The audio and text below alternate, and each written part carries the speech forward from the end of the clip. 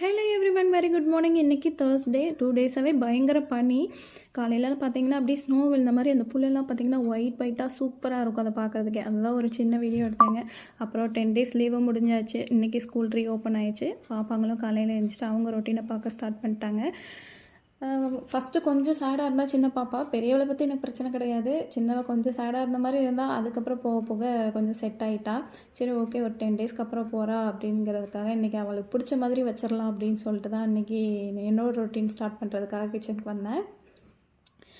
Lemon rice தான் பண்ணியிருந்தேன் இன்றைக்கி பாப்பாங்களுக்கு. லெமன் ரைஸ் வச்சுட்டு சுக்குடி கீரை இருந்தது, அது போட்டு பொரியல் பண்ணிவிட்டு ஸ்நாக்ஸுக்குமே பார்த்திங்கன்னா வாட்டர்மெலன்னா பாப்பாவுக்கு ரொம்ப பிடிக்கும். சின்னவளுக்கு அவள் கன்சீவ் ஆனதுலேருந்தே எனக்கு சாப்பாடு பார்த்திங்கன்னா வாட்டர்மெலன் மட்டும்தான். அது சாப்பிட்டா தான் அவள் கம்முன்னு இருப்பாள்.